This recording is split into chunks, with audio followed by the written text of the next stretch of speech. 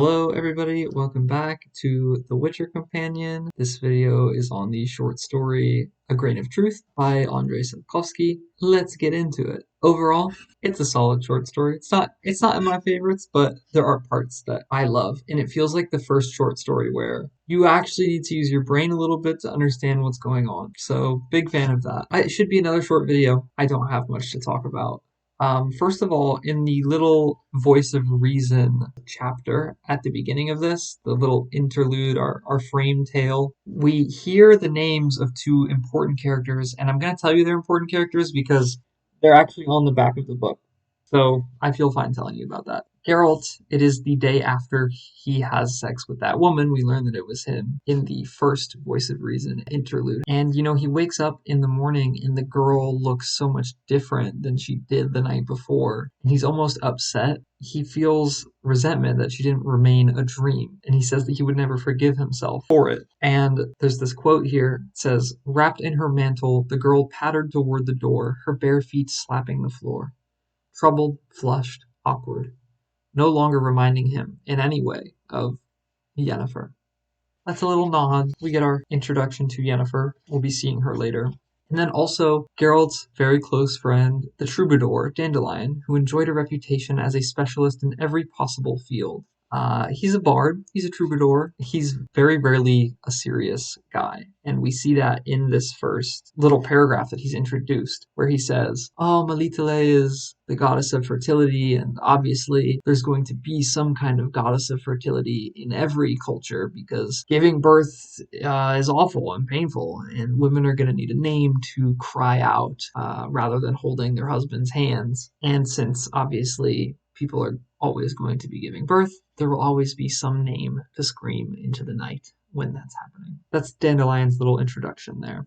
So a very blink and you miss it detail in this short story is the first time Geralt uses the Axii sign, which is kind of like a calming sign, or it influences people's minds or creatures' minds. Roach is getting all huffed up about something and is getting freaked out, and Geralt uses the Axii sign to calm her. And it's just important to note that Roach was skittish. It seems like nothing at the moment, but then later on in the story, when Roach gets freaked out again, it clicks in Geralt's head that there's a specific reason why.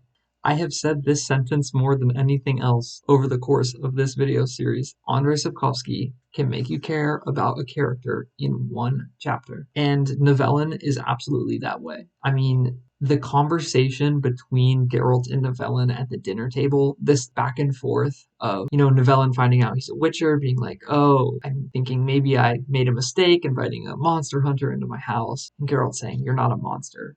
I really love Nivellen's character, and, he goes into the story of how he's ended up the way that he is. We are seeing Geralt offer to lift a spell rather than just kill. I mean, obviously Nivellen looks like a monster, and Geralt pretty quickly decides that he isn't, but not everybody would see it that way. And that's very important for Geralt's character. I think he says here in this book, "You're not a monster, otherwise you wouldn't be able to touch this silver tray, and in no way could you hold my medallion." But I almost wonder, knowing Geralt, even if Nivellen made the medallion buzz, like if he couldn't touch it, I almost wonder if Geralt would still hear the guy out, because he's obviously very intelligent and is less and less monster-like the more he's spoken to. Nivellen, in this conversation with Geralt, also name drops the title of this short story, A Grain of Truth, into the conversation for the first time. He's talking about how he's heard tales of kisses turning frogs into princes and things like that, and he was hoping that there was a grain of truth in these stories, or some kind of chance that he could maybe reverse his fate. And obviously we learned that at this point, he's kind of fine as he is, and he also deserves his punishment, and he's gotten better and better at being alone or spending a year with random merchants' daughters. But this is the first time that grain of truth is mentioned. And just a few pages later, Nivellen lets slip that there is somebody named Verena in his house, or living with him. And Geralt says, "That's probably a Rusalka." And he says, "I know, but she isn't another merchant's daughter, Geralt, or another attempt to find a grain of truth in old folk tales. It's serious. We love each other." As I mentioned, Nivellen doesn't even want to really have this transformation reversed. He's no longer looking for that grain of truth that can transform him back. And also, we get the throwaway line, Nivellen saying, "Animals like me, and I like them too." Literally just like one line where he says, "Animals like me." And then obviously when Geralt leaves and is investigating things or just trying to leave and Roach gets frightened again, he realizes that he's being stalked this whole time by, most likely, Verena. Nivellen also very nobly states that if it gets worse, I'll get used to that. And if it gets far worse, don't look for anybody. Come here yourself and put an end to it as a Witcher.